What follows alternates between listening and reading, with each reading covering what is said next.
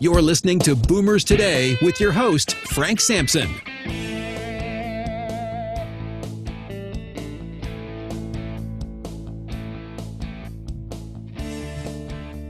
Well, welcome to Boomers Today.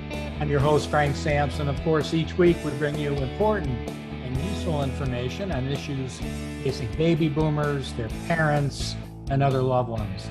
And I want to, as I do every week, I thank all of you because our listeners are growing each and every day, and it's because of you. We don't even do any advertising at all. It's you sharing our podcasts, individual podcasts, or the entire show with friends and family, and we really appreciate that. Many of you listen to it on, we're on all the podcast stations, but many on Apple Podcasts, Google Podcasts, Spreaker, Stitcher, iHeartRadio, Spotify, you name it, we're on it. And again, thank you for all your support. And I know why you do that is because we have wonderful guests on the show that provide great information. And I'm not going to disappoint you today. We have with us Matt Paxton. Matt is one of the top downsizing and decluttering experts in the country. He is the host of the two-time Emmy-nominated series Legacy List with Matt Paxton on PBS and was a featured cleaner on the hit television show HOARDERS for 15 seasons.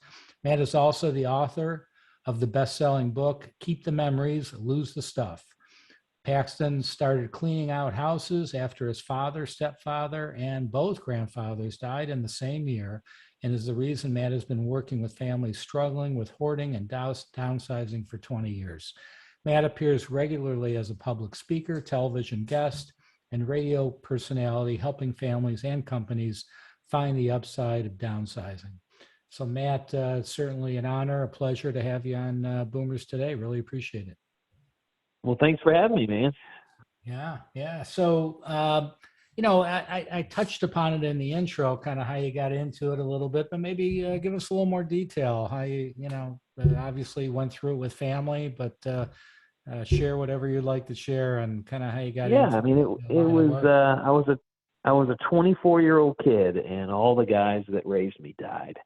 And I was lost, and I was devastated and grieving and super sad, and I didn't really have a job. It was kind of a bum, to be honest. And I didn't have my purpose yet. And so it wasn't like I had this vision. I just didn't have anything. And so I was kind of the guy that got stuck doing it. And everybody else had a job in my family. And so I started cleaning out. I drove out to Colorado to clean out my grandfather's farm. And at that point, my grandmother was still alive. Excuse me. So I drove out to Colorado and cleaned out my grandfather's farm with, oh my gosh, I'm sorry. No problem. So I drove out to Colorado with my grandmother, and I cleaned out my grandfather's farm. And it was super cool to do it with my grandma. And I mean, it's pretty simple. I got out there, I cleaned the ranch. It was incredible. I learned all this stuff about my family, heard all these amazing stories, and I was hooked. And I was driving back from Colorado to Virginia at the time. And then my father died. And so I had to do the same thing. This is all within like 3 months of each other. And I did the same thing with my father's house. And that took me like 2 months. But same thing. I got to clean the house out. I got to hear all the family stories. I got to find all these cool things. And so I spent almost 6 months doing it. And I just fell in love with it. And my grandfather had always said to me, if something sucks, do it as a job because other people will pay you to do it. Mm-hmm. And I thought, man, this really sucks. This is what he's talking about. And but I really loved it, and I loved the connecting with people. So I did it for a year because people kept passing away in our family. But when it really hit me was when that next year, old ladies at church started calling me and saying, hey, we heard you did your grandma's house. Can you come to ours? And they wanted to pay me. And I just couldn't believe it. And within a year, I needed help because I was so busy helping all these little old ladies. And this was almost 25 years ago. That's great. And I'm still doing it. And I just love, and the same thing that happened on the first job is still happening now, man. I love helping people. I love hearing the stories. I love finding the cool stuff. But I just love the stories. I think they're fascinating. Yeah. So, I mean, I'm sure my guess is here, I could be wrong, but when you started doing this for family, you were just cleaning out stuff, people collecting things over the years. There's always going to be a lot no matter what. But when did you first come in contact with what we call, I guess it's still called a hoarder? I mean, was that like a shock to your system, or what Well, happened? I grew up with an aunt that was a hoarder, but we didn't know it back then, right? I mean, this is 25 years ago. So those were the ladies, the last kids of the Depression. And we all Right. had aunts like that. This is the great, the phenomena of the great aunts that didn't have any kids. That was of that generation. That doesn't happen anymore now. It's really interesting. I don't know why, but we all had so many great aunts. And one of mine was a really big hoarder. So I would clean her house every summer, but I didn't know it. I didn't know I was cleaning a hoarded house. I was just helping my aunt because that was what grandkids did. My grandfather made me do it, and he gave me Yeah. $2 and a comb at the end of the week. And I would do that every summer. And so I learned a lot of my communication skills on that, not knowing it. But professionally, I got about 6 months in, and I knew it was not an emotional or it became a very compassionate part of my job. But for real, it was a job. And I was like, man, this house is messier than more. And then I kept getting called by people to do more of these messier houses. And I was doing it for 3 years before I went on this TV show called Hoarders. I mean, we didn't even Mhm. know what that show was. And so the country wasn't really aware of what hoarding was.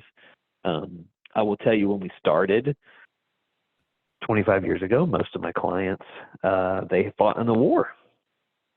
My clients Right. tend to be, I'm called by the 45-year-old daughter, the oldest adult daughter, Right. called for the 65 to 75-year-old mom.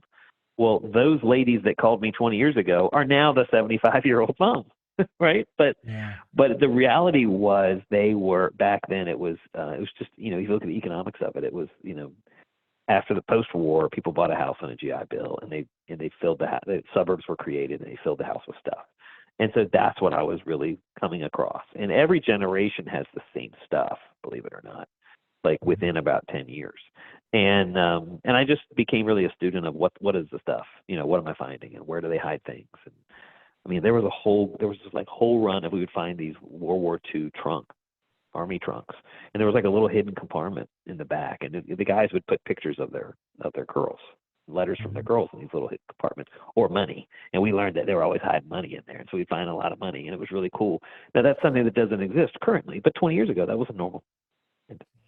And So, it's just really cool to find these things.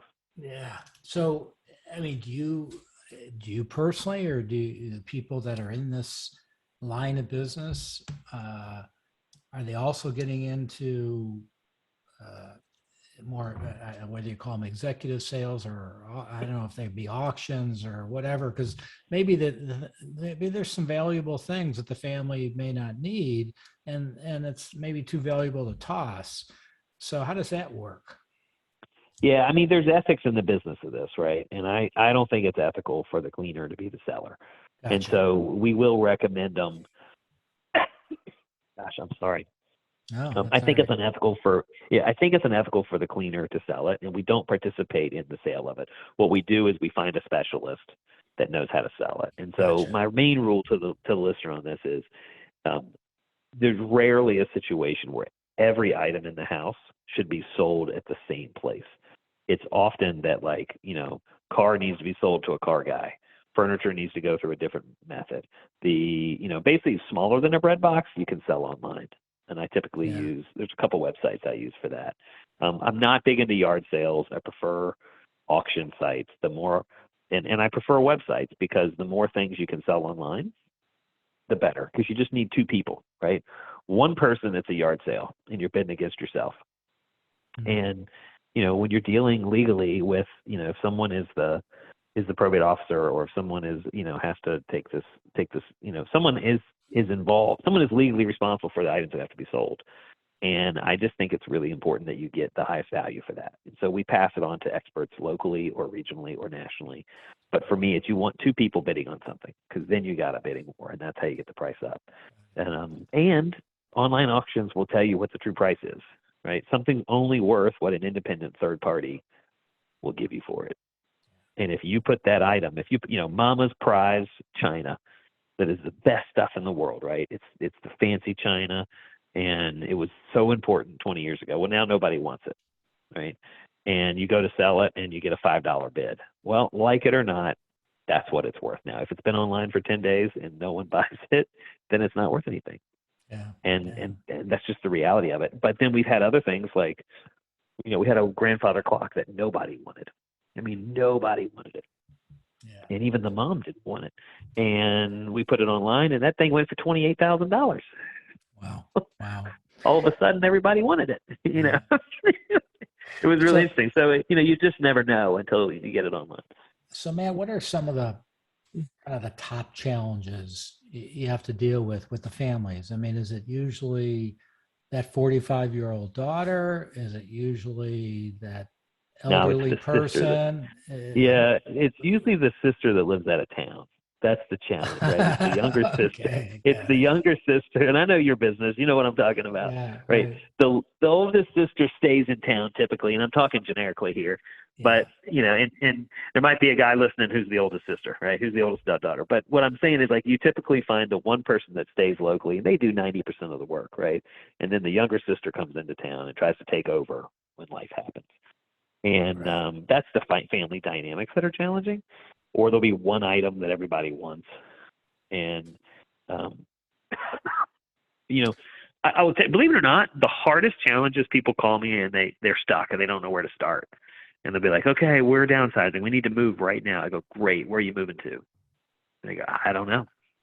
And I go, well, I can't pack for a vacation if we don't know what the weather's going to be like, right?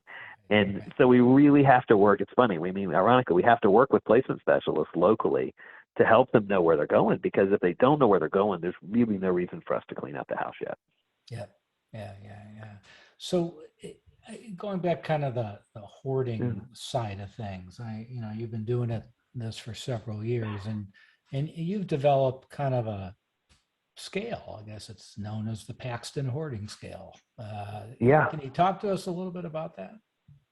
Yeah. So, what's nice is, I got into this so early that I was able to create a lot of the metrics, and now I teach a lot of the local offices around the country how to do all this. And for me, it was a scale of 1 to 5, and we just wanted to really understand, what is physically happening at a 1, and then what is emotionally happening at a 1. And it goes all the way to 5. And what's really important is what's emotionally happening. Hoarding is completely different from downsizing. I'll say that early on. Hoarding is a mental disorder that is caused by trauma, right? And that person acquires a significant amount of possessions because of that trauma. It behaves very similar to alcoholism or drug addiction, or really any type of addiction. It behaves very similar, but their brains happen to choose stuff. They just happen. We don't know why, but we know that it chemically, they just happen to choose stuff. And we actually know that their brain sees that pile differently. So, like, believe it or not, if you go home to your partner and you guys start arguing over the junk in the bedroom, and you say, hey, do you not see that pile over there? We actually know that the hoarder actually sees it differently than you and I see it. We don't know how they see it or what they see, but we know that we both see it differently. There's been a bunch of studies on that. But it's caused by trauma at the end of the day. Downsizing, man, that's just real simple. Downsizing is, hey, life's happened, something's happened in life, an event, and we have to move. We have to get rid of some of our stuff to make that happen. Right. And that's just life is happening. But something bad has happened to the hoarder.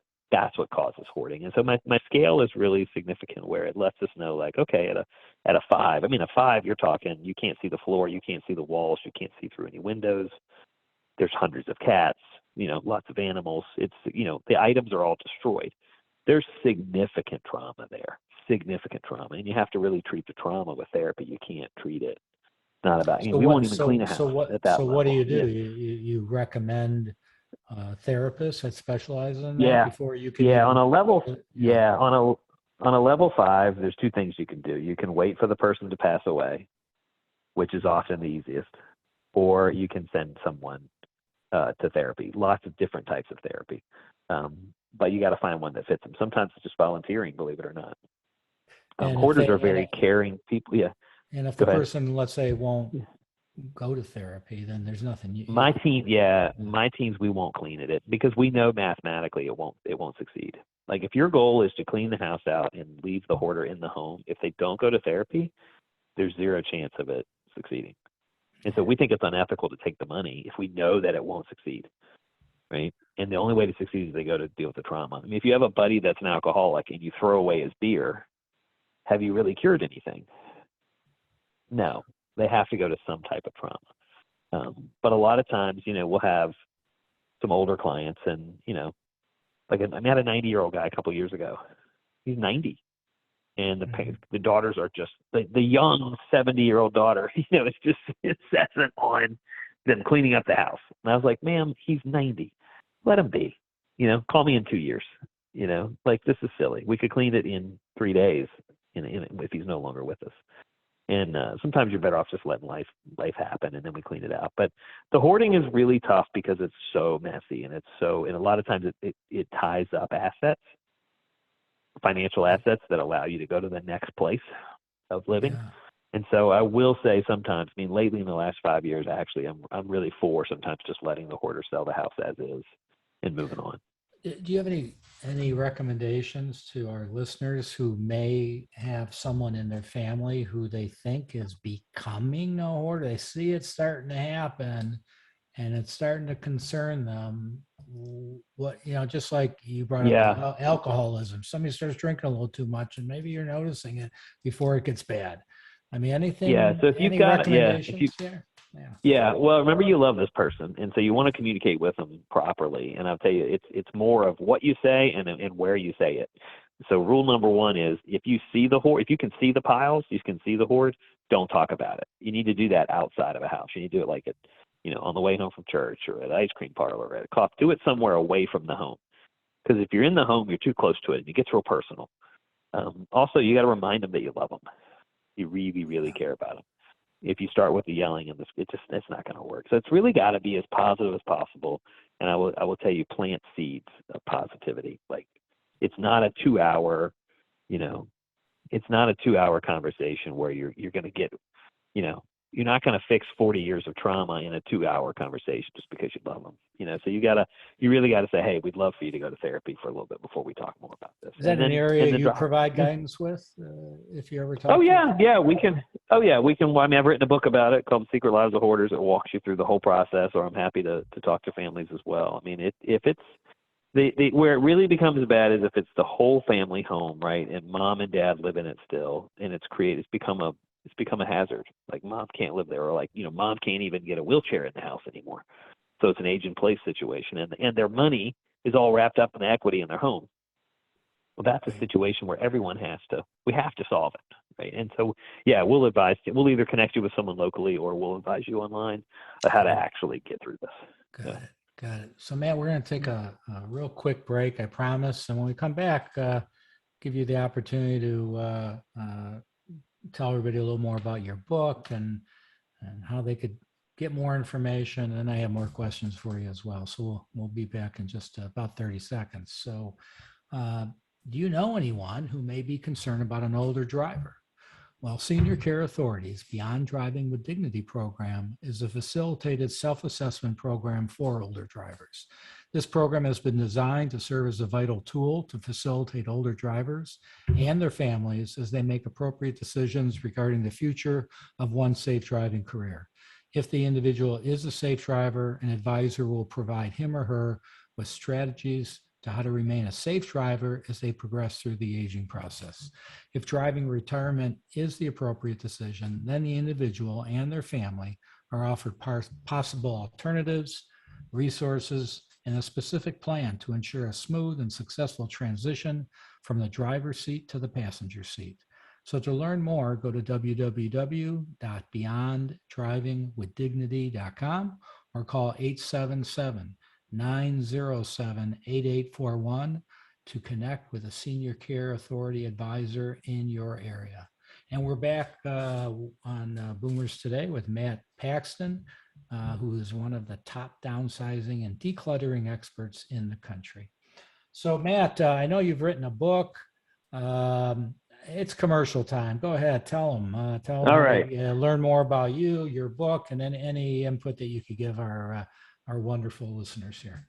All right, so let's do it. If you got any questions for me, you just don't even know where to start, you go to IamMattPaxton.com. IamMattPaxton.com. That's the best way to reach us. You can send us questions anywhere there, and lots of resources there for you. My books are The Secret Lives of Hoarders. It's The Secret Lives of Hoarders. That's on hoarding. And then my downsizing book is called Keep the Memories, Lose the Stuff. That's Keep the Memories, Lose the Stuff. You can buy those at any bookstore, Amazon, anywhere you buy books, they've got them. Great. Good. Wonderful. So, I'm sure that I know we spoke. You're based in the Southeast, I think, in the Atlanta area. So you're there, but we have people all over the country and even outside the country listening to the show. But any suggestions you could give to them if they go, wow, I need help here. I'm in Dallas or I'm in Florida or whatever the case may be. Any suggestions for them on how they could get some advice on this important subject matter? Yeah, so there's a type of company called a senior move manager. Again, it's senior move manager. Mm-hmm. They've tended to drop the word senior, but that's what we are. We help people downsize and move to that next transition. And it may be, what's changed our industry is now you might be moving to an adult son's house or an adult daughter's house instead of to a new community. But whatever you're moving, you need help cleaning out that house. And so if you feel like you need help, I'm going to tell you, you do. Trust your gut. These are really good, positive, fair companies and they're usually locally owned, and they're going to help you, and they know all the resources you need. So if you don't know where to donate something or where to sell something or how to dispose of a certain thing in the garage that you don't even know what it is because your grandfather had it, like these people, this is all they do. So they know all those answers. And so the best website you can go to is NASM. It's National Association of Senior Move Managers. NASM.org, O-R-G. So NASMM.org. Go on there, put in your address, your zip code, and there'll be, 5 to 10 companies that come up regionally. And my advice is call them.